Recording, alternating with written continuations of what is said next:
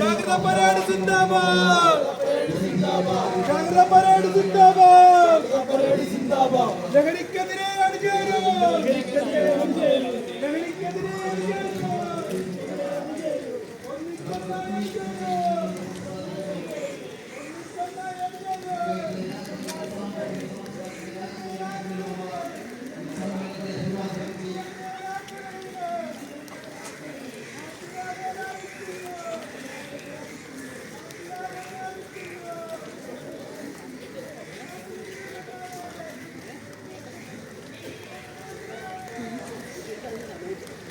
കുട്ടികൾ മുതൽ സമൂഹത്തിന്റെ യുവതലങ്ങളിലേക്ക് പടർന്നു വന്നിരിക്കുന്ന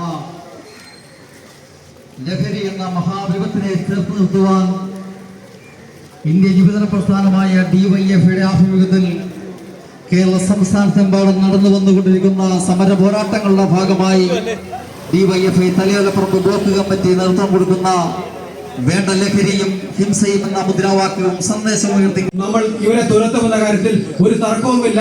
അതിനുള്ള പോരാട്ടത്തിൽ ലഹരി മാഫിയ തകർക്കാനുള്ള പോരാട്ടത്തിൽ ലഹരി മാഫിയെ ഈ നാട്ടിൽ നിന്നും കെട്ടിക്കാനുള്ള പോരാട്ടത്തിൽ ഞങ്ങൾ ഉത്തരവാദിത്തത്തോടുകൂടി പറയുന്നു, ഞങ്ങൾ മുൻപന്തിയിലുണ്ടാവും. ഞങ്ങളോടൊപ്പം നിങ്ങൾ ഓരോരുത്തരും ഉണ്ടാകണമെന്ന് മാത്രം സൂചിപ്പിച്ചുകൊണ്ട് ഈ വൈകിയ വേളയിൽ ഞാൻ എൻ്റെ കടമയിലേക്ക് കടക്കുകയാണ്.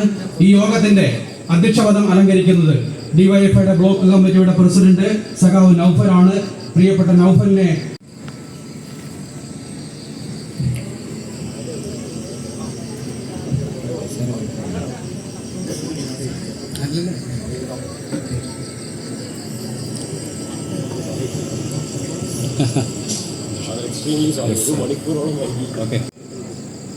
മാനവരാശിയെ തകർക്കുന്ന മാരക വിപത്താണ് മയക്കുമരുന്ന്. സിന്തറ്റിക് ലഹരി ഉൽപ്പന്നങ്ങൾ എന്ന സത്യം ഞാൻ തിരിച്ചറിയുന്നു. ലഹരി ഉൽപ്പന്നങ്ങളുടെ ഉപഭോഗം അത് ഉപയോഗിക്കുന്ന വ്യക്തിയോടൊപ്പം കുടുംബത്തെയും സമൂഹത്തെയും പൂർണ്ണമായി നശിപ്പിക്കുമെന്നും ഞാൻ മനസ്സിലാക്കുന്നു. ഞാനും എൻ്റെ സമൂഹവും ലഹരിയിൽ വീഴാതെ എല്ലാ പ്രയത്നവും ഞാൻ നടത്തും. ലഹരി സംഘങ്ങളെ ഒറ്റപ്പെടുത്താനും ചെറുക്കാനും ഞാനുണ്ടാവും. ലഹരി വിമുക്ത നവകേരളം പടുത്തുയർത്തുവാൻ ഞാൻ എൻ്റെ എല്ലാ കഴിവുകളും വിനിയോഗിക്കുകയും പ്രവർത്തിക്കുകയും ചെയ്യുമെന്ന് ഇതിനാൽ പ്രതിജ്ഞ ചെയ്യുന്നു. പ്രതിജ്ഞ പ്രതിജ്ഞ പ്രതിജ്ഞ. വലിയൊരു രീതിയിൽ കേരളത്തിലെ മുഴുവൻ ജില്ലകളിലും അത് ബാധിച്ച സമയത്ത് അതിനെ എങ്ങനെയാണ് ദൃഢനിശ്ചയത്തോടു കൂടി ഒരു സർക്കാർ നേരിടേണ്ടത് എന്ന് ഒരു വർഷം നീണ്ടു നിൽക്കുന്ന റീബിൽഡ് കേരള എന്ന് പറയുന്ന കേരളത്തെ നമുക്ക് പുതുക്കി നിർമ്മിക്കാം എന്നുള്ള ഒരു ആശയത്തിൽ ഊന്നി നിന്നുകൊണ്ട് നമ്മൾ ചെയ്തെടുത്തു. 2019 ചെറിയ രീതിയിലല്ലാത്ത പ്രളയം ഉണ്ടായി പല ജില്ലകളിലും. എല്ലാവരുടെയും ഒരുപോലെ ഉണ്ടായില്ല, 18 പോലെ ഉണ്ടായില്ല. അതിന് ഒരു കാരണം നമ്മളെടുത്ത മുൻകരുതലും കൂടിയാണ് എന്നുള്ളതാണ് വസ്തുത. പിന്നീട് 2020 ആയപ്പോഴേക്കും കോവിഡ് വന്നു. ആ കോവിഡിനെ പ്രതിരോധിക്കാനും രാജ്യത്തിന്റെ മാതൃകയല്ല കേരളത്തിൻ്റെതായ ഒരു മാതൃക ഉണ്ടാക്കി കൊടുത്ത് അത് രാജ്യത്തിനും ലോകത്തിനും കാണിച്ചു കൊടുത്തു എന്താണ് കേരളത്തിന്റെ കോവിഡ് പ്രതിരോധ മാർഗമെന്ന്. അത് ലോകത്ത് മുഴുവൻ അംഗീകരിക്കപ്പെട്ടു. 2020, 2021, 2022 തുടക്കം വരെയും ഒക്കെ ഏകദേശം 2 വർഷത്തോളം കോവിഡിന്റെ ദുരിതത്തിലൂടെ നമ്മൾ കടന്നുപോയി. ഒരു 2022 നമ്മളൊന്ന് ശ്വാസം നേരെ വിട്ടു തുടങ്ങി. 22-ലും 23-ലും ഒക്കെ വയനാട്ടിലാണെങ്കിലും നിലമ്പൂരിലാണെങ്കിലും ഒക്കെ ഒറ്റപ്പെട്ട ഉരുൾപൊട്ടലുകൾ ഉണ്ടായി. 24-ലെ വയനാട്ടിലെ വലിയ ഉരുൾപൊട്ടൽ, ഉണ്ടക്കയിലെയും ചൂരൽമലയിലെയും നിങ്ങൾക്ക് ഓരോരുത്തർക്കും നിങ്ങളുടെ തൊട്ടപ്പുറം ആ യുദ്ധമുഖത്തേക്ക് എത്തേണ്ടതിനെ പറ്റിയൊക്കെയാണ് അദ്ദേഹം ഒരു പിതാവിന്റെ ഒരു മുത്തശ്ശന്റെ ഒക്കെ ഒരു സ്ഥാനത്ത് നിന്നുകൊണ്ട് അതിന്റെ ആവലാതികൾ സ്വയം അനുഭവിച്ചറിഞ്ഞുകൊണ്ട് ഇങ്ങനെ പോകുന്നത് അപകടത്തിലേക്കാണ് എന്ന് കണ്ടുകൊണ്ട് തന്നെ അടുത്ത ഒരു വർഷത്തിനുള്ളിൽ അത് പിടിച്ചു കെട്ടുന്നതിന് വേണ്ടിയുള്ള രാഷ്ട്രീയ ഇച്ഛാശക്തിയോടുകൂടി ഭരണത്തിന്റെ ഇച്ഛാശക്തിയോടുകൂടി അത് മുന്നോട്ട് പോകണമെന്ന് തീരുമാനിച്ച് നമ്മുടെ മുന്നിലേക്കായി വന്ന് അത് വിളിച്ചു പറഞ്ഞു തുടങ്ങിയിരിക്കുന്നത്. പിടിച്ചെടുക്കപ്പെട്ട ലഹരി മരുന്നിന്റെ ക്വാണ്ടിറ്റി എത്രത്തോളം തോതിൽ അത് പിടിച്ചെടുക്കപ്പെട്ടു, അതിന് വിപണിയിൽ എത്രത്തോളം മൂല്യമാണ്, എത്ര പേരെ അറസ്റ്റ് ചെയ്തു, ഏതൊക്കെ തരത്തിലാണ് അതിന്റെ ഉപയോഗം കുറയ്ക്കുന്നതിന് വേണ്ടിയുള്ള ബോധവൽക്കരണ പരിപാടികൾ നടത്തുന്നത്, എക്സൈസും പോലീസും മറ്റ് ഏജൻസികളും എല്ലാം കൂടി ചേർന്ന് എങ്ങനെയൊക്കെയാണ് ഇതിന് വേണ്ടുന്ന സൗകര്യങ്ങൾ ഇതിനു വേണ്ടി പ്രതിരോധത്തിനുള്ള സൗകര്യങ്ങൾക്ക് ജനങ്ങളെ പ്രാപ്തരാക്കുന്നത്, എങ്ങനെയാണ് ഈ ഫോഴ്സിലേക്ക് കൂടുതൽ ആളുകളെ കണ്ടെത്തി മയക്കുമരുന്നിന്റെ ഉപയോഗത്തെ തടയുന്നതിന് വേണ്ടി സാധിക്കുന്നതിനുള്ള വഴികൾ അന്വേഷിക്കേണ്ടത് എന്നൊക്കെ നമ്മൾ ഒരുമിച്ച് ചേർന്ന് മയക്കുമരുന്നായിട്ട് ഉപയോഗിച്ചിരുന്നത് ശരിക്കും ആശുപത്രികളിൽ മയക്കാൻ ഉപയോഗിച്ചിരുന്ന മരുന്നാണ്. നമ്മൾ ഈ അനസ്തീഷ്യ എന്ന് പറയുന്നത് കേട്ടിട്ടില്ലേ? മയക്ക് ഡോക്ടർ എന്ന് നിങ്ങൾ പണ്ട് പറയുമായിരുന്നു, ഇപ്പോഴും പറയും ചില ഡോക്ടർമാരെ, അനസ്തീഷ്യ ഡോക്ടറിന്. അതായത് ഓപ്പറേഷൻ നടത്തുന്നതിന് മുമ്പ് തരിപ്പിക്കുക എന്ന് പറയും, അല്ലേ? ബോധം കെടുത്തുക എന്ന് പറയും. അതിനൊക്കെ നമുക്ക് മരുന്നുകൾ ഉണ്ടായിരുന്നു. അത് പണ്ട് കാലത്തൊക്കെ വേദന അറിയാതിരിക്കാനുള്ള മരുന്നായിട്ട് മോർഫിൻ എന്ന് പറയുന്ന മരുന്നുണ്ടായിരുന്നു. അപ്പൊ ഞാൻ ഈ നേരത്തെ പറഞ്ഞ 80കളുടെ സിനിമയിലൊക്കെ മോർഫിൻ കാണിച്ചു കഴിഞ്ഞാൽ 2 ഗുളിക കാണിച്ച എന്തായി? മയക്കുമരുന്നായി. പിന്നെ ഗുളിക ഏൽക്കുന്നില്ല എന്ന് കണ്ടപ്പോഴാണ് നേരത്തെ പറഞ്ഞ 90കളായപ്പോഴേക്ക് എന്തായത്? സിറിഞ്ചായത്. ഗുളിക കണ്ട മനുഷ്യർക്ക് മനസ്സിലാവില്ല, അപ്പൊ സിറിഞ്ച് കണ്ടപ്പോ മനസ്സിലായി എന്ത്? അത് മയക്കുമരുന്നാണെന്ന്. അപ്പോ ഈ മയക്കുന്നതിന് വേണ്ടി ഒരു ഡോസിൽ കൊടുത്തു കഴിഞ്ഞാൽ മനുഷ്യന്റെ ബോധം നശിക്കും എന്നുള്ളത് തന്നെയാണ് ആ മരുന്നിന്റെ പ്രത്യേകത. വേദന അറിയില്ല എന്നുള്ളതാണ് ആ മരുന്നിന്റെ രീതി.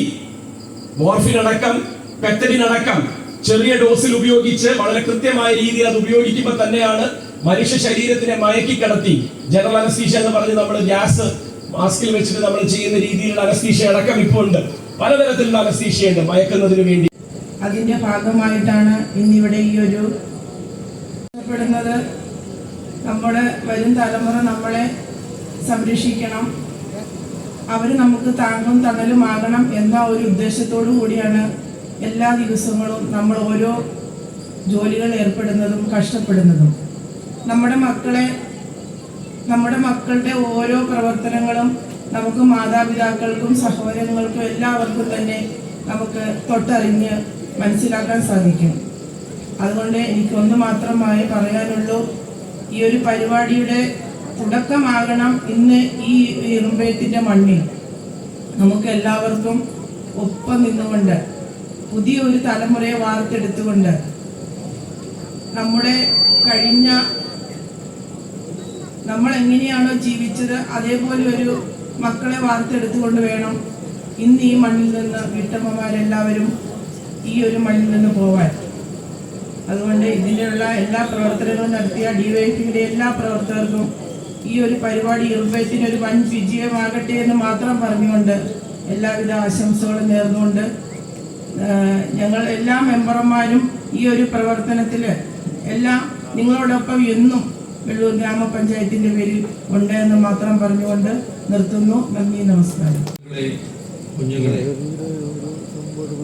നിങ്ങളെല്ലാവർക്കും ഞാൻ എൻ്റെ സ്നേഹവന്ദനത്തെ അറിയിക്കട്ടെ. ഇപ്രകാരം വേണ്ട ലഹരിയും ഹിംസയും എന്ന് മയക്കുമരുന്ന് ലഹരിയും നടത്തപ്പെടുന്ന ഈ ജാഗ്രത പരേഡ് ഇവിടെ ക്രമീകരിച്ചതായിരിക്കുന്ന ഇവിടുത്തെ ഇതിൻ്റെ എല്ലാ ഭാരവാഹികളെയും പ്രത്യേകിച്ച് ഈ കാലഘട്ടത്തിൻ്റെ പ്രാധാന്യം ഉൾക്കൊണ്ടുകൊണ്ട് അവരെ അഭിനന്ദിക്കുകയാണ്. പ്രത്യേകിച്ച് ഈ കാലഘട്ടത്തിൽ നാം കേൾക്കുന്ന കാണുന്ന എല്ലാ വാർത്താ മാധ്യമങ്ങളും വിവിധങ്ങളായിരിക്കുന്ന രാഷ്ട്രീയ പാർട്ടികളും സംഘടനകളും സമുദായ സ്നേഹികളും എല്ലാം തന്നെ ലഹരിക്കെതിരെ ഇരിക്കുന്ന വിപുലമായിരിക്കുന്ന ക്യാമ്പയിനുകൾ നടത്തപ്പെട്ടുകൊണ്ടിരിക്കുന്ന ഒരു കാലഘട്ടത്തിലാണ്. ലഹരി എന്നുള്ളത് അത് പോസിറ്റീവ് നെഗറ്റീവ് 2 വശങ്ങളുണ്ട് എന്ന് നാം കേട്ടു കഴിഞ്ഞു. ജീവിതത്തെ അതിൻ്റെ നല്ല നിലയിൽ നല്ല ലഹരിയായിട്ട് കാണുവാൻ കഴിയുന്നു എങ്കിൽ തീർച്ചയായിട്ടും ഈ ഭൂമിയിൽ മനുഷ്യന് പരസ്പരം സ്നേഹിക്കുവാൻ, കരുതുവാൻ, സഹിക്കുവാൻ, വഹിക്കുവാൻ, പൊറുക്കുവാൻ ഒക്കെ കഴിഞ്ഞുകൊണ്ട് ഏറെ മനോഹരമായിരിക്കുന്ന ഇന്ന് കാണുന്നതിനേക്കാൾ ഒരുപടി കടന്ന് നാളെയെ നമുക്ക് കാണുവാൻ സാധിക്കുമെന്നുള്ളതിന് 2 തർക്കമില്ല.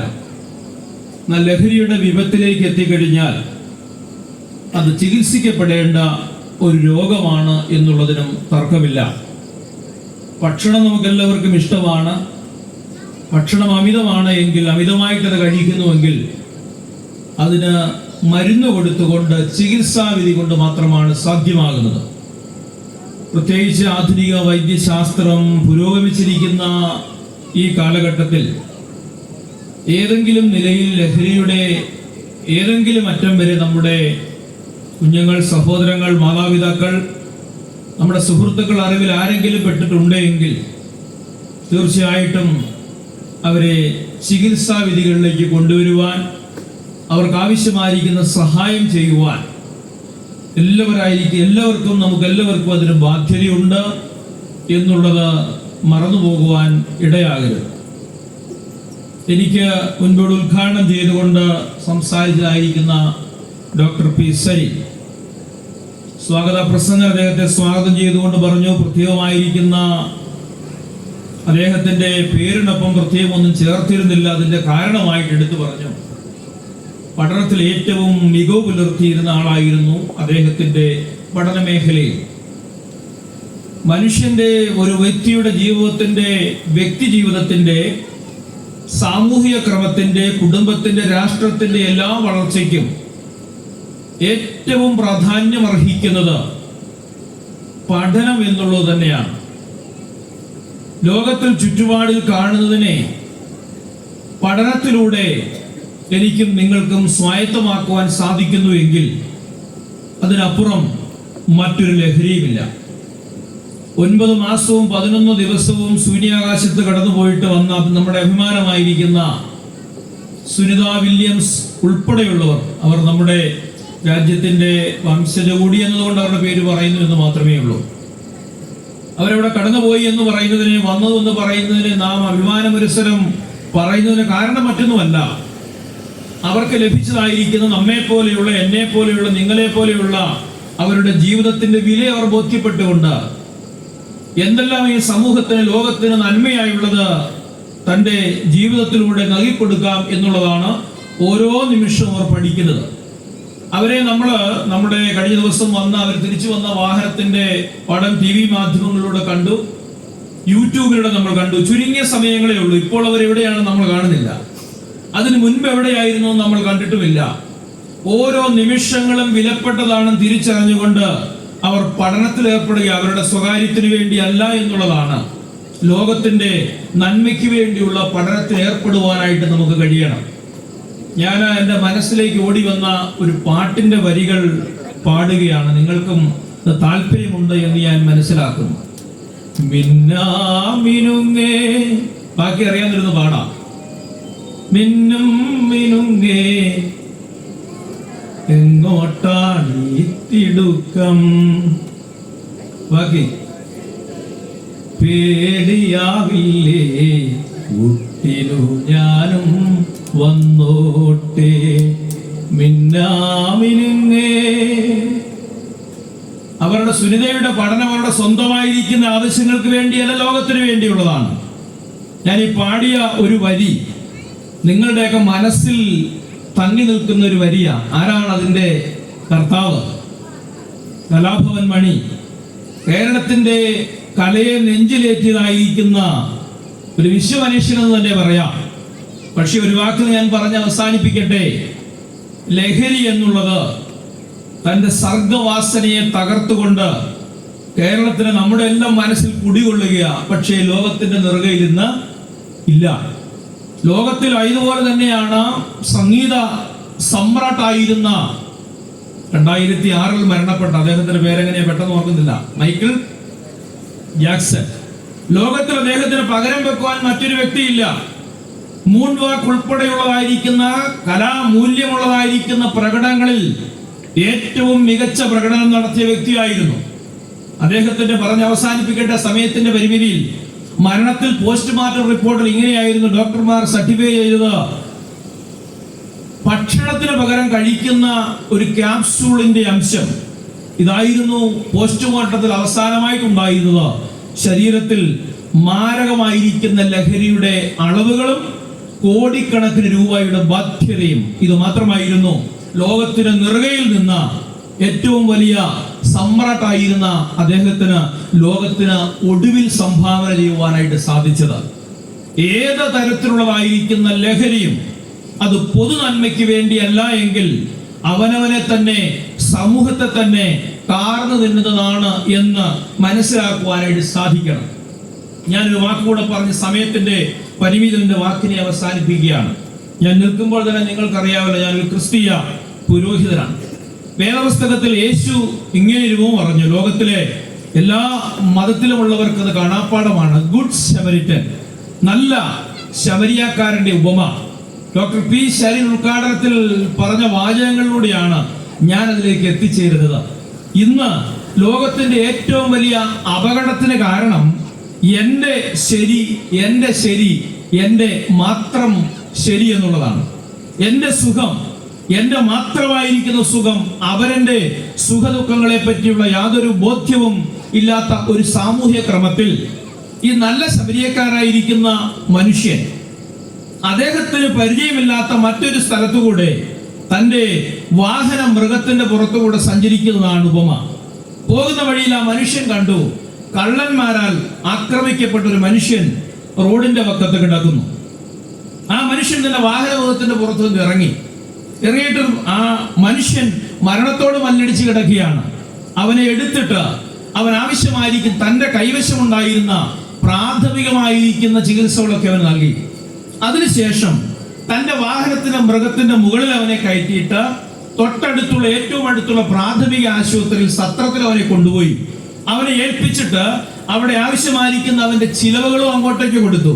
ആ ചിലവുകൾ കൊടുത്തിട്ട് വീണ്ടും എന്നെ അതിനകത്ത് ചിന്തിപ്പിച്ചത് അദ്ദേഹം ഇങ്ങനെയാണ് പറഞ്ഞത്, ഞാൻ ഇനി എൻ്റെ വഴിക്ക് പോവുകയാണ്. ഞാൻ ആ വഴി ഇങ്ങനെ യാത്ര തുടർന്ന് എൻ്റെ ആവശ്യങ്ങൾക്ക് വേണ്ടി മാത്രമല്ല, ഞാൻ തിരികെ വരുമ്പോൾ ഈ മനുഷ്യൻ എന്തെങ്കിലും അധികമായിട്ട് ചിലവായിക്കൊണ്ടിട്ടുണ്ടെങ്കിൽ ഞാനത് തിരികെ വരുമ്പോൾ തന്നുകൊള്ളാം. നല്ല ശബരിയക്കാരൻ പറയുമ്പോൾ ഒറ്റ മാർഗത്തിൽ അതിനെ പറഞ്ഞു നിർത്തുവാൻ സാധിക്കില്ല.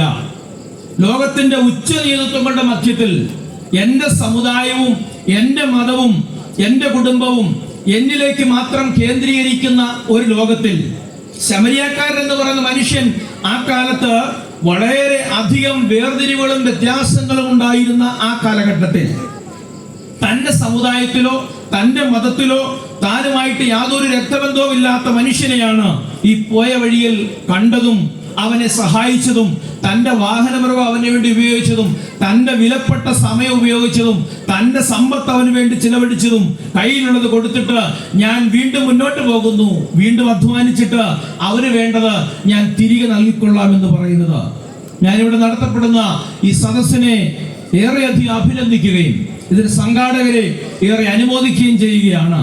തന്നിലേക്ക് മാത്രം ഒതുങ്ങുന്ന ഈ ലോകക്രമത്തിൽ അവരന്റെ സന്തോഷവും അവരന്റെ സുഖദുഃഖങ്ങളിൽ അത് തിരിച്ചറിയുവാനും മറ്റുള്ളവരെ സഹായിക്കുവാനും കരുതുവാനും ഒക്കെയുള്ള നല്ല മനസ്സ് നമുക്കെല്ലാവർക്കും ആവശ്യമാണ്.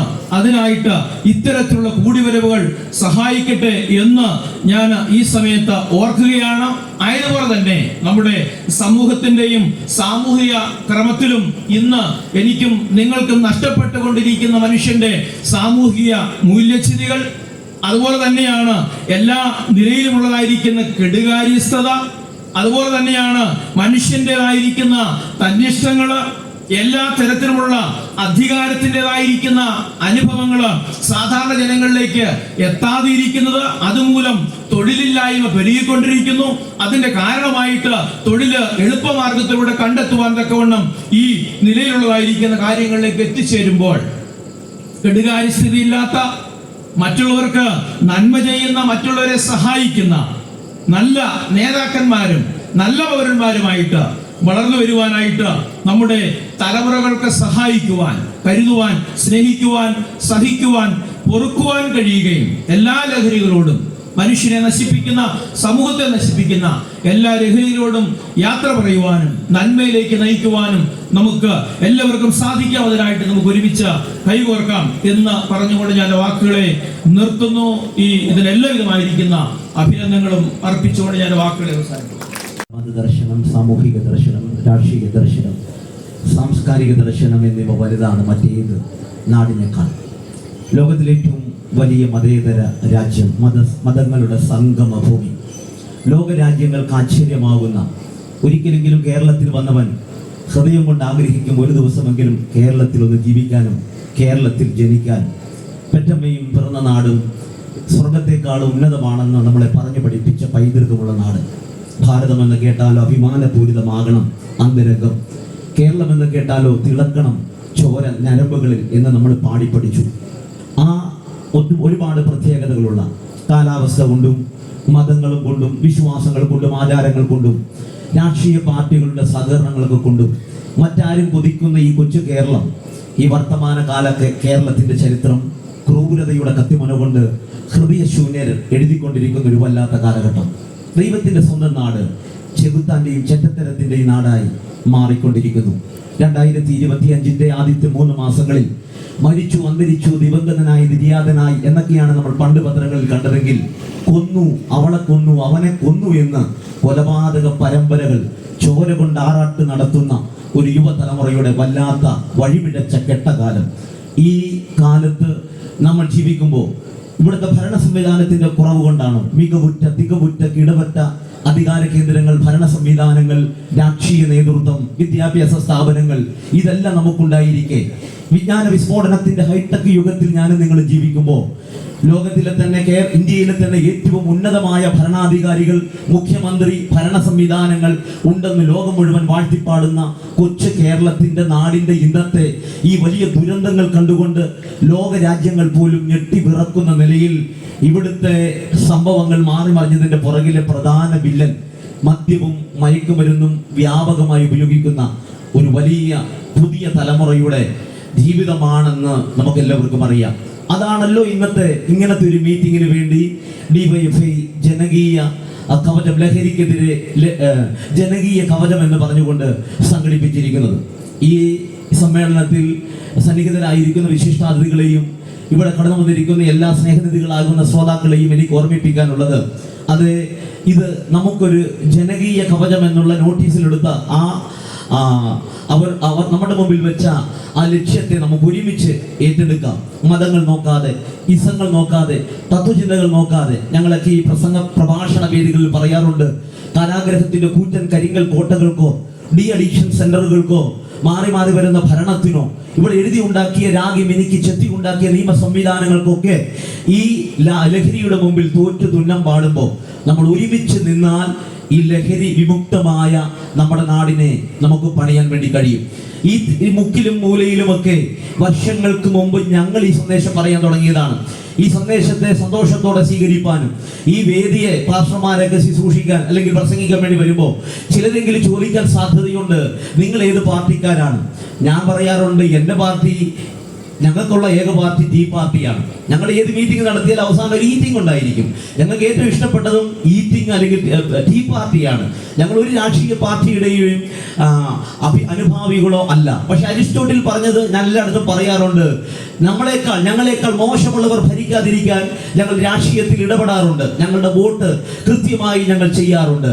രാഷ്ട്രീയ പാർട്ടി കൊടി പിടിക്കാനോ അല്ലെങ്കിൽ അവരുടെ പിന്നിൽ ഞങ്ങൾ പ്രത്യശാസ്ത്രത്തിന് വേണ്ടി വരാറില്ലെങ്കിലും ആര് നല്ല പ്രവർത്തികൾ ചെയ്താലും അവരെ ഹൃദയപൂർവ്വം ഏറ്റെടുക്കാനും അതിന്റെ മുമ്പിൽ തൻ്റെ ഇടത്തോടെ ചങ്കൂറ്റത്തോടെ നിൽക്കാനുള്ള ഒരാർജവം ഉള്ളവരാണ് ഞങ്ങളും എന്ന് ഈ സമയത്ത് ഒരു പെന്തക്കോസ്തിന്റെ പ്രതിനിധി എന്ന നിലയിൽ ഞങ്ങൾ നിങ്ങളെ അറിയിക്കുകയാണ്. ഈ മാർഗത്തെ ലഹരി വിമുക്തമായ ഒരു നാടിനു വേണ്ടി ഏറ്റവും കൂടുതൽ സ്വപ്നം കാണുകയും കുടിക്കരുത് എന്ന് തൻ്റെ ഇടത്തോടെ പ്രസംഗിക്കുകയും ചെയ്യുന്ന ഒരു സമൂഹത്തിന്റെ പ്രതിനിധിയാണ് ഞാൻ. കഴിഞ്ഞ ദിവസങ്ങളിൽ പുതിയ CPM-ന്റെ ജനറൽ സെക്രട്ടറി ആയിട്ട് തെരഞ്ഞെടുത്ത MA ബേബി സാർ പറയുകയുണ്ടായി, ഞങ്ങൾ ഒരിക്കലും കമ്മ്യൂണിസ്റ്റുകാർ ഒരിക്കലും മതങ്ങൾക്കെതിരെയല്ല, ഞങ്ങളെതിരെയുള്ളത് മതതീവ്രവാദങ്ങൾക്കും ഭീകരവാദങ്ങൾക്കും എതിരെയാണ്. ആ വാക്ക് എന്നെ സന്തോഷിപ്പിച്ചു. കാരണം ഞങ്ങളാണ് ഏറ്റവും കൂടുതൽ ഈ സുവിശേഷ പ്രവർത്തന രംഗങ്ങളിൽ എതിർപ്പുകൾ നേരിടേണ്ടി വരുന്നത്. ഞങ്ങൾ പ്രസംഗിക്കുന്നത് കുടിക്കരുത്, വലിക്കരുത്, മദ്യപാനവും മയക്കുമരുന്നും അരുത് എന്നൊക്കെയാണ്. എൻ്റെ സഭയുടെ, എൻ്റെ ചർച്ചിന്റെ തൊട്ടടുത്താണ് മദ്യപാനത്തിന് കാശില്ലാതെ 24 വയസ്സുകാരനായ അഖിൽ കുമാർ എന്നുള്ള പയ്യൻ വീടിന്റെ പണയം വെക്കാൻ ചോദിച്ചിട്ട് കൊടുക്കാത്ത അമ്മയെയും അപ്പൂപ്പനെയും ചുറ്റിക കൊണ്ട് അടിച്ചു കൊന്നത്. എന്റെ വൈഫിന്റെ വീടിന്റെ അടുത്താണ് സ്വന്തം അപ്പനെ മൂക്കിന്റെ പാലം ഇടിച്ചു കൊന്ന 24-കാരനായ ആദിത്യനുള്ളത്. 5-6 മണിക്കൂർ കഴിഞ്ഞ അദ്ദേഹത്തെ പോലീസ് സ്റ്റേഷനിൽ കൊണ്ടുപോയപ്പോ ബോധം തെളിഞ്ഞ ആദിത്യൻ പോലീസുകാരോട് ചോദിച്ച ചോദ്യമാണ് ഞങ്ങൾ ആ സമയത്തുകൊണ്ട് ഞങ്ങളെ കൂടുതൽ ഞെട്ടിച്ചത്. ചാനലുകളിലൊക്കെ ആ വാർത്ത വന്ന് നിങ്ങൾ വായിച്ചു കാണും. എന്തിനാ സാറുമാരെ എന്നെ ഇവിടെ കൊണ്ടുവന്നത്? സ്വന്തം അപ്പനെ മൂക്കിന്റെ പാലം ഇടിച്ചു കൊന്ന് എടുത്ത് ടൈലിനടിച്ചു കൊന്ന 24-കാരൻ അറിഞ്ഞില്ല രാസലഹരിക്കകത്ത് അവൻ കൊന്നത് അവന്റെ അപ്പനെ ആയിരുന്നുവെന്ന്. ഈ 2025 3 മാസങ്ങൾക്കകത്ത് തന്നെ ചോരയാറാട്ടം പോരാട്ട് നടത്തിയ ഒട്ടനവധി സംഭവങ്ങൾ എണ്ണിയാൽ തീരാത്തത് എനിക്ക് പറയാനുണ്ട്. 2025 ഫെബ്രുവരി 11 നമ്മുടെ നിയമസഭക്കകത്ത് വിഷ്ണുനാഥ് MLA പറഞ്ഞു, അമ്മമാർ ആരൊക്കെയോ വിളിച്ച് അദ്ദേഹത്തെ പറഞ്ഞെന്ന്. രാവിലെ വീട്ടിൽ നിന്ന് പോകുന്ന മകൻ രാത്രി 10 മണിയാകുമ്പോൾ തിരിച്ചു കയറുമ്പോൾ അവന് വേണ്ടി വാതിൽ തുറന്നു കൊടുക്കാൻ ഞാൻ ഭയപ്പെടുന്നു. കാരണം രാവിലെ ഇറങ്ങിപ്പോകുന്ന എന്റെ മകൻ രാത്രി 10 മണിക്ക് തിരിച്ചു വരുമ്പോൾ എന്നെ നോക്കുന്നത് കാമക്കണ്ണിൽ കല്ലുനുള്ളി കാട്ടാളനെ പോലെയാണെന്ന് പറയുന്ന അമ്മമാരുടെ നാടായി നമ്മുടെ നാട് മാറി. നിങ്ങൾക്ക് ചോറ് വേണ്ട, അമ്മയുടെ ചോര മതി എന്ന് പറയുന്ന ഒരു തലമുറ. അപ്പന് കാവലാകേണ്ടവൻ അപ്പന്റെ കാലനാകുന്ന തലമുറ. പേപ്പട്ടിയേക്കാളും വലിയ പ്രകൃതി പേടിപ്പിക്കുന്ന സംഭവങ്ങളിലൂടെ കൂടപ്പുറപ്പിനെ പോലും അടിച്ചു കൊല്ലുന്ന ഒരു വല്ലാത്ത വഴിപിഴച്ച ഈ തലമുറയുടെ നടുവിൽ ഈ തലമുറയെ ഞങ്ങൾ ആദ്യം ഉദ്ഘാടകൻ പറഞ്ഞതുപോലെ കുറ്റം പറയുന്നില്ല പ്രിയപ്പെട്ടവരെ. എന്നാൽ ഇതിനൊരു മാറ്റം അനിവാര്യമാണ്. ഈ മാറ്റം അനിവാര്യമാകണമെങ്കിൽ ലഹരി വിമുക്തമായ ഒരു നാട് നമുക്ക് അനിവാര്യമാണ്. ലഹരിക്കെതിരെയുള്ള നിങ്ങളുടെ പോരാട്ടത്തിനകത്ത് ഇന്നലകളിൽ ഈ ഇറുമ്പയത്തിന്റെയും വെള്ളൂരിന്റെയും തലയോലപ്പറമ്പിന്റെയും ഞങ്ങൾ വിടുന്ന എല്ലാ മുക്കിലും മൂലയിലും മദ്യപാനത്തിനും ലഹരിക്കുമെതിരെ പ്രസംഗിച്ച ഞങ്ങൾ വീണ്ടും നിങ്ങളുടെ കൂടെ ഉണ്ടാകും എന്നൊരിക്കൽ കൂടി ഉറപ്പ് നൽകുകയാണ്. അതോടൊപ്പം എനിക്ക് DYFI പ്രവർത്തകരോട് ഓർമ്മിപ്പിക്കാനുള്ളത്, ഒരുപക്ഷെ ആധ്യാത്മിക വേദിക്കകത്ത് ഞാൻ വന്നില്ലെങ്കിൽ നിങ്ങളുടെ കൂടെ കൊടി പിടിക്കാൻ ഞാനും ഒരുപക്ഷെ ഉണ്ടാകുമായിരുന്നു. കാരണം ആത്മീക ശുശ്രൂഷകൾക്ക് മുമ്പ് ഞാൻ ഏറ്റവും കൂടുതൽ ഇഷ്ടപ്പെടുന്ന ഒരു രാഷ്ട്രീയ പ്രവർത്തനമായിരുന്നു രാഷ്ട്രീയ പ്രവർത്തനം. സമൂഹത്തെ ഉദ്ധരിക്കാൻ, സമൂഹത്തിന്റെ നേർവഴി കാട്ടുവാൻ, ആര് എന്ത് ചെയ്താലും അതിനെ സപ്പോർട്ട് ചെയ്യുന്ന ഒരു ഇറുമ്പയംകാരൻ എന്നുള്ള മുദ്രയോടുകൂടി ഞാൻ നിങ്ങളെ ഓർമ്മിപ്പിക്കുന്നു. നാട് മുഴുവൻ ലഹരിക്കുള്ള വഴി തുറന്നു വെച്ചിട്ട് നിങ്ങൾ ലഹരിക്കെതിരെ നമ്മൾ എത്ര ബോധവൽക്കരണ ക്ലാസ് നടത്തിയാലും അതൊരിക്കലും ഫലവത്താകുകയില്ല. അതുകൊണ്ട് നമുക്കൊരു ലഹരി വിമുക്തമായിട്ടുള്ള ഒരു നല്ല നാട് വേണമെങ്കിൽ കഞ്ഞു കുടിച്ചോ എന്നറിയാൻ ഉപകരണമില്ല, കള്ളു കുടിച്ചോ എന്നറിയാൻ ഉപകരണമുണ്ട്. കള്ളു കുടിച്ചോ എന്നറിയാനുള്ള ഉപകരണമല്ല വേണ്ടത്, കല്ലില്ലാതാക്കുക എന്നുള്ളതാണ് എനിക്ക് നിങ്ങളെ ഓർമ്മിപ്പിക്കാനുള്ളത്. കള്ള്, മദ്യം, മയക്കുമരുന്ന്, നമ്മൾ ആദ്യം പറയും കള്ളല്ലേ, പുകവലിയല്ലേ, മദ്യപാനമല്ലേ. അന്നൊക്കെ പണ്ടൊക്കെ നമ്മുടെ ചെറുപ്പകാലത്ത് 60, 70, 80 വയസ്സുള്ളവരുടെ നേരം പോക്കോ വൈകിട്ട് വരുമ്പോൾ അധ്വാനത്തിന്റെ ക്ഷീണം മാറ്റാനോ ആയിരുന്നെങ്കിൽ ഇന്ന് ഈ ലാസലഹരിക്കകത്ത് വന്നു നിൽക്കുന്ന പുത്തൻ തലമുറയെ കുറ്റം പറയരുത് എന്ന് പറയാനുള്ള പ്രധാന കാരണം ലഹരി എന്ന് പറയുന്നത് അവൻ ഏറ്റവും കൂടുതൽ ആഗ്രഹിക്കും. ആദ്യത്തെ ലഹരി കിട്ടുമ്പോൾ നാളെ ആ ലഹരി കൊണ്ട് അവൻ തൃപ്തനാകത്തില്ല. വളരണമെന്ന് നമ്മൾ പറഞ്ഞതുപോലെ ആ തലമുറ ലഹരിയിൽ വളർന്നാണ് ഇന്ന് ലാസലഹരിക്കകത്തും MDMA-ക്കകത്തും വന്നു നിൽക്കുന്നത്. പണ്ട് നമുക്ക് പുകവലി മതിയായിരുന്നു, പണ്ട് നമുക്ക് കള്ള് മതിയായിരുന്നു, പണ്ട് നമ്മൾ ബാറിൽ പോയാൽ മതിയായിരുന്നു. ഇന്നത്തെ തലമുറക്ക് അതുകൊണ്ട് തൃപ്തരാകാത്തത് കൊണ്ടാണ് ലഹരിയുടെ ഏറ്റവും വലിയ അത്യുച്ച കോടിക്കകത്ത് അവൻ വന്നു നിൽക്കുന്നത്. അതുകൊണ്ട് ലഹരിയെ ജയിക്കണമെങ്കിൽ ഈ ദോഷം വരുത്തുന്ന ലഹരിയുടെ മൂലകാരണത്തെ ഇല്ലാതാക്കിക്കൊണ്ട് ലഹരി വിമുക്തമായ ഒരു നല്ല നാടിന് വേണ്ടി യജ്ഞിക്കാൻ നിങ്ങളുടെ കൂടെ ഞങ്ങളും ഉണ്ടായിരിക്കും. അതെ, ഞങ്ങൾ ആദ്യം പറഞ്ഞതുപോലെ അങ്ങനെ ഒരു നല്ല നാടിനെ സ്വപ്നം കണ്ടാൽ പവിത്രമുള്ള പരിപാവനയുള്ള ലോകം മുഴുവൻ ബഹുമാനിച്ച ഇന്നലകളിലെ ഒരു നല്ല കേരളത്തെ കെട്ടിപ്പടുക്കുവാൻ ലോകം മുഴുവൻ അംഗീകരിക്കുന്ന മനോഹരമായ ഒരു രാജ്യത്തിന്റെ വക്താക്കളായി നാളുകളിൽ നിൽക്കുവാനും നമുക്ക് എല്ലാവർക്കും കഴിയും. അതിനായിട്ട് എല്ലാ രാഷ്ട്രീയ പാർട്ടിക്കാരുടെ പ്രവർത്തനങ്ങളെ, നിങ്ങളുടെ സപ്പോർട്ട് ഞങ്ങൾ ഒരിക്കൽ കൂടി ചോദിക്കുന്നു. അതോടൊപ്പം ഈ മുക്കിലും മൂലയിലും ഒക്കെ ഞങ്ങൾ പ്രസംഗിക്കുമ്പോൾ ഞങ്ങൾക്ക് ഇപ്പോൾ ഏറ്റവും കൂടുതൽ എതിർപ്പുകൾ നേരിടുന്ന കാലഘട്ടത്തിൽ ഞങ്ങളുടെ സന്ദേശം ഞങ്ങൾ ആദ്യം പറഞ്ഞതുപോലെ ഒരു മതം മാറ്റമല്ല കേട്ടോ. മതം മാറ്റം ഞങ്ങൾ ഒരിക്കലും പ്രോത്സാഹിപ്പിക്കാറില്ല. MA ബേബി പറഞ്ഞതുപോലെ കമ്മ്യൂണിസ്റ്റുകാർ മത വിശ്വാസത്തിനെതിരല്ല, മത തീവ്രവാദത്തിനും ഭീകരവാദത്തിനുമാണ് എതിരെന്ന് കഴിഞ്ഞ ദിവസം അദ്ദേഹം പറഞ്ഞ വാക്കിനെ വിശ്വസിച്ചുകൊണ്ട് ഞങ്ങൾ പറയുന്നു. മതാന്ധത ബാധിച്ച വർഗീയവാദത്തിന്റെ വിഷം വിതക്കുന്ന വക്താക്കളല്ല ഞങ്ങൾ. ഞങ്ങളുടെ പ്രസംഗം മതം മാറ്റമല്ല, മനം മാറ്റമാണ്.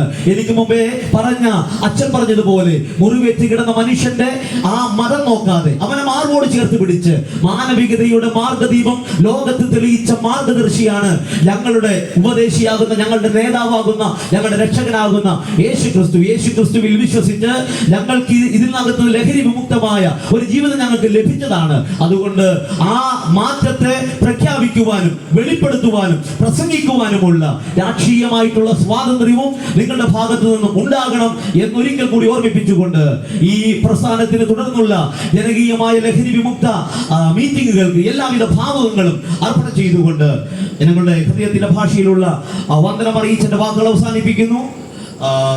ഈ അവസരം നൽകിയ DYFIയുടെ പ്രവർത്തകർക്ക് സ്നേഹത്തോടെ സ്വാഗതം പറഞ്ഞു ഞാൻ വാക്കുകൾക്ക് മുൻകൊടുക്കുന്നു. ജീവിക്കുന്ന മാതാപിതാക്കന്മാരുള്ള വീട്ടിലെ കുഞ്ഞുങ്ങൾ ക്ലാസ്സിൽ പച്ചവെള്ളം ഒഴിച്ച് മദ്യം കുടിക്കുന്നതായിട്ട് അഭിനയിക്കാറുണ്ട്. നമ്മൾ അവരുടെ കുസൃതിത്തരങ്ങളെ പ്രോത്സാഹിപ്പിക്കാറുണ്ട്. ചുരുക്കത്തിൽ ഞാൻ ഇന്ന് ഈ സഭയ്ക്ക് വേദിയിരുന്ന് ചിന്തിച്ചൊരു വസ്തുത പറയാം. ഒരു വിദ്യാർത്ഥിയുടെ സ്കൂളിംഗ് ആരംഭിക്കുന്നത് അവൻ്റെ വീട്ടിലാണ്. ഇങ്ങനൊരു ക്രിസ്ത്യൻ എഡ്യൂക്കേഷണൽ സിസ്റ്റം എന്ന് പറയുന്ന ഒരു സംവിധാനമുണ്ട്. അതിനകത്ത് കൊടുത്തിരിക്കുന്ന ഒരു പദം ഇങ്ങനെയാണ്: ഒരു പ്രോപ്പർ പേരൻറ്റിങ് എന്ന് പറയുന്ന ഒരു സംവിധാനത്തിനകത്ത് ഇങ്ങനെ ഒരു പ്രൈസ് രേഖപ്പെടുത്തിയിട്ടുണ്ട്. മാതാപിതാക്കളും കുഞ്ഞുങ്ങളുമായിട്ടുള്ള ബന്ധത്തിന് അവിടെ കൊടുത്തിരിക്കുന്ന പേരിങ്ങനെയാണ്: ടീച്ചർ പ്യൂപ്പിൾ റിലേഷൻഷിപ്പ് എന്നാണ്. എന്ന് പറഞ്ഞാൽ മാതാവോ പിതാവോ എപ്പോഴും മക്കളുമായിട്ട് ഗുരുശിഷ്യ ബന്ധമുള്ളവരായിരിക്കണം. അവൻ്റെ അടിസ്ഥാന വിദ്യാഭ്യാസം അവൻ്റെയോ ആരംഭിക്കുന്നത് വീട്ടിലാണ്. നമ്മൾ സാധാരണ പറയും ചൊട്ടയിലെ ശീലം ചുടല വരെ എന്ന് പറയാറുണ്ട്. ഇവിടെ വേദപുസ്തകം ബൈബിൾ അച്ഛനും സുരേഷാറും ഒക്കെ ഇവിടെ ഉദ്ധരിച്ചപ്പോൾ അതേ ഒരു വാക്യം ഞാനും പറയുകയാണ്. ഈ ചൊട്ടയിലെ ശീലം ചുടല വരെ എന്ന് പറയുന്ന ഈ ഒരു സംവിധാനത്തിന് ബൈബിളിൽ ഒരു വാക്യമുണ്ട്. ആ ബൈബിളിലെ വാക്യം ഈ ബാല്യകാലത്തിൽ അഭ്യസിക്കുന്നത് മരണം വരെ കാണുമെന്നാണ് അതിൻ്റെ അർത്ഥം. അതുകൊണ്ട് എന്നെ ശ്രമിക്കുന്ന പ്രിയ സ്നേഹിതരി, ഈ ഒരു സാമൂഹ്യ വൃത്തെന്ന ഇതിനെ നേരിടാൻ കിട്ടുന്ന എല്ലാ സാധ്യതാ മേഖലകളും ഇവിടെ DYFI ഉപയോഗിച്ച ഇതുപോലുള്ള മേഖലകൾ ഞങ്ങൾ വളരെയധികം ഉപയോഗിക്കുന്ന ആളുകളാണ്. നമ്മൾ ഉപയോഗിച്ചുകൊണ്ട് നമ്മുടെ സംസ്കാരത്തെ നമുക്ക് തിരിച്ചു പിടിക്കണം. ഇന്ന് ഞാൻ രാവിലെ ഒരു യൂട്യൂബ് ചാനൽ ശ്രദ്ധിച്ചപ്പോൾ നമ്മൾ പോയ വഴിയെക്കുറിച്ച് അദ്ദേഹം പറഞ്ഞൊരു വാക്ക് എൻ്റെ ഹൃദയത്തിൽ വന്നു. നമ്മൾ ഇപ്പോൾ ഉപഭോക്തൃ സംസ്കാരത്തിലേക്ക് പോയിരിക്കുകയാണ്. പണ്ട് കപ്പയിട്ട് പയറ് നട്ട് വിതച്ച് കൊയ്തുകൊണ്ട് വന്ന് നെല്ല് പുഴുങ്ങി നെല്ല് കുത്തി അരി ഉണ്ടാക്കി കഞ്ഞി കുടിച്ചൊരു കാലമുണ്ടായിരുന്നു. പറമ്പിലെ തെങ്ങിൽ നിന്ന് തേങ്ങ ഇട്ട് ചമ്മന്തി അരച്ച് കഴിച്ചിരുന്നു. കപ്പ കൃഷി ചെയ്ത പറമ്പിൽ നിന്ന് ചേമ്പും കപ്പയും കാച്ചിലും ചേനയൊക്കെ കൊണ്ടുവന്നിരുന്നു. ഇന്ന് നമ്മളെവിടെ ആരെങ്കിലും വീട്ടിലുണ്ടോ ഈ സാധനമൊക്കെ? ഇതിനെവിടെ പോകുന്നത്? നമ്മുടെ തൊട്ടടുത്ത മാർക്കറ്റിൽ പോയി ഇതെല്ലാം വാങ്ങുക. ഇത് ഉപഭോക്തൃ സംസ്കാരത്തിലേക്ക് വന്ന മനുഷ്യൻ കൊച്ചു കേരളം എല്ലാം വാങ്ങിക്കൊണ്ടുവന്ന് ഭക്ഷിക്കുക. ഈ വാങ്ങുന്ന കൂടെ വാങ്ങാൻ കിട്ടുന്ന ഒരു ചെറിയ പുതിയ ഈ മയക്കുമരുന്ന് ഇന്ന് വാങ്ങിക്കൊണ്ടിരിക്കുക ആളുകൾ. അപ്പം നമ്മുടെ സംസ്കാരത്തിലേക്ക് മടങ്ങി. രണ്ടാമത് എനിക്ക് ചിന്തിച്ചൊരു കാര്യം, നമ്മുടെ സാമൂഹിക പ്രതിബദ്ധത. പണ്ട് നമ്മൾ നമ്മുടെ ഒരു കേരളത്തിൻ്റെ ഒരു വളരെ മനോഹരമായ ഒരു ഉത്സവമാണ് ഓണം.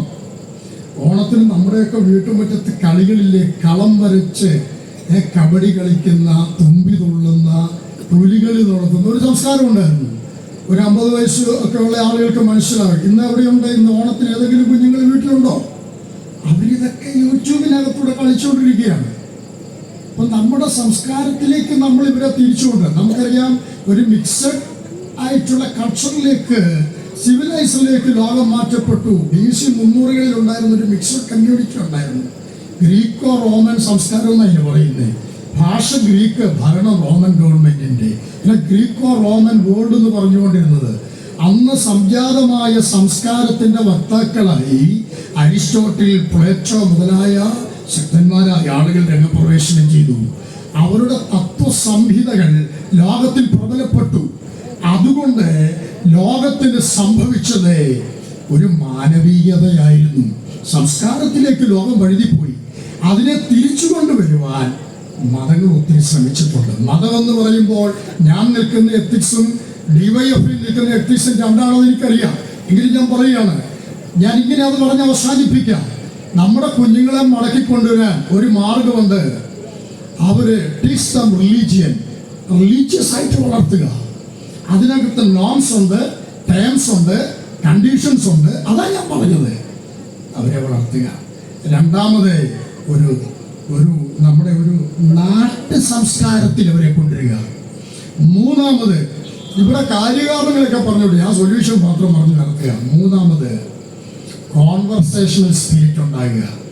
നമുക്ക് മക്കളുമായിട്ട് സംസാരിക്കാൻ കഴിയുന്നുണ്ടോ? നമ്മൾ പറയുന്നൊരു കാര്യമുണ്ട്, ഇനി അവൻ സ്വന്തം കാര്യം നിൽക്കാറായി, അവൻ്റെ ഇഷ്ടം പോലെ ചെയ്യട്ടെ എന്ന് പറയുന്നൊരു സംസ്കാരത്തിൽ മനുഷ്യൻ വന്നിരിക്കുക. പോരാ, പെണ്ണ് കെട്ടുന്നോടം വരെയെങ്കിലും അവരുമായിട്ട് ടോക്ക് ചെയ്യാനുള്ള ഒരു സൗഹൃദ ബന്ധമുണ്ടായിരിക്കണം. ഇവൻ ഉപയോഗിക്കുന്ന മിഠായി എന്താ, ഇവൻ വലിക്കുന്ന ആ പേപ്പർ എന്താ, ചുരുട്ടി വായിൽ ചുമ്മാ വെക്കുന്ന സാധനം എന്താണെന്ന് ചോദിക്കാനുള്ള ഒരമ്മ മനസ്സ്, ഒരു പിതൃ മനസ്സ് രൂപപ്പെടുത്തിയെടുക്കണം. ഇങ്ങനെയുള്ള കാര്യങ്ങളുണ്ടെങ്കിൽ മാത്രമേ നമുക്ക് നമ്മുടെ സമൂഹത്തെ മടക്കിക്കൊണ്ടുവരാൻ പറ്റത്തുള്ളൂ. അതിനുവേണ്ടി ഏറ്റവും നന്നായി രീതിയിൽ എഫർട്ടെടുത്ത് ഡിവൈഎഫ്ഐ മുന്നോട്ട് കൊണ്ടുവന്നിരിക്കുന്ന ഈ സംരംഭത്തിൽ ഞങ്ങളുണ്ട്. ഈ പെന്തക്കോസ്ത് സമൂഹം നിങ്ങളോടുകൂടെ ഉണ്ട് എന്നുറപ്പ് പറഞ്ഞുകൊണ്ട് എല്ലാ അഭിവാദനങ്ങളും അർപ്പിച്ചുകൊണ്ട് വാക്കുകൾ നടത്തുന്നു. ഡോക്ടർ പി സരി അടക്കം വേദിയിലും സദസ്സിലുമുള്ള പ്രിയപ്പെട്ടവരെ, ഇത്തരത്തിലൊരു പരിപാടി ഡിവൈഎഫ്ഐയുടെ നേതൃത്വത്തിൽ സംഘടിപ്പിക്കുന്നത് ആദ്യമായിട്ടല്ല. കഴിഞ്ഞ കുറേ കാലങ്ങളായി വ്യത്യസ്തമായി ലഹരിക്കെതിരായുള്ള പോരാട്ടം ഡിവൈഎഫ്ഐ തുടങ്ങിയിട്ടുണ്ട്. അതിൽ തന്നെ ഇത്രയും അടിയന്തരമായി നിരന്തരമായി ലഹരിക്കെതിരായൊരു സമരരംഗത്തേത് തന്നെ എത്തേണ്ട സാഹചര്യം ഉണ്ടായത് ഇപ്പോഴാണെന്ന് മാത്രം. ഇതിനു മുമ്പ് പല സന്ദർഭങ്ങളിലും നമ്മൾ ഏറ്റെടുക്കുന്ന പരിപാടിയായി തന്നെ ലഹരിക്കെതിരായുള്ള പോരാട്ടങ്ങൾ സംഘടിപ്പിക്കപ്പെട്ടു പോയെങ്കിലും അതിനൊരു തുടർച്ച ഉണ്ടാക്കി പോകുന്നതിൻ്റെ അകത്ത് വലിയ വീഴ്ച ഉണ്ടാവുന്നുണ്ട്. ഇപ്പോൾ ഡിവൈഎഫ്ഐ തീരുമാനിച്ചിട്ടുള്ളത് കേവലം ഒരു പ്രശ്നമുണ്ടാകുമ്പോൾ അവിടെ ഒരു പരിപാടി സംഘടിപ്പിച്ചുകൊണ്ട് മാറി നിൽക്കുന്നതിൽ അപ്പുറത്തേക്ക് ഇതിനെ എങ്ങനെയാണോ അവസാനിപ്പിക്കാൻ കഴിയുന്നത് അതിന് വേണ്ട നടപടികൾ സ്വീകരിക്കുക എന്ന നിലയിൽ അതൊരു കേവലം ഒരു യോഗം കൊണ്ട് മാത്രം നടക്കില്ല. മറിച്ച് എല്ലാ പ്രദേശങ്ങളിലും വിപുലമായ രീതിയിൽ ജാഗ്രതാ സമിതികൾ രൂപീകരിച്ചുകൊണ്ട് വാർഡടിസ്ഥാനത്തിലും അല്ലാതെ വീടുകൾ കേന്ദ്രീകരിച്ചുമെല്ലാം വീട്ടുമുറ്റ സദസ്സുകളടക്കം സംഘടിപ്പിച്ചുകൊണ്ട് ലഹരി ഉപയോഗിക്കുന്ന ആളുകളെയും അതിൻ്റെ വിൽപ്പനക്കാരെയും കൃത്യമായി നിയമത്തിൻ്റെ മുമ്പിലെത്തിക്കാനും അത്തരത്തിൽ അടിമപ്പെട്ടു പോയ ആളുകളെ അവരെ തുടർ ജീവിതത്തിലേക്ക് കൊണ്ടുവരുന്നതിന് വേണ്ട ഇടപെടൽ തന്നെ നടത്താനാണ് ഡിവൈഎഫ്ഐ ആലോചിച്ചിട്ടുള്ളത്.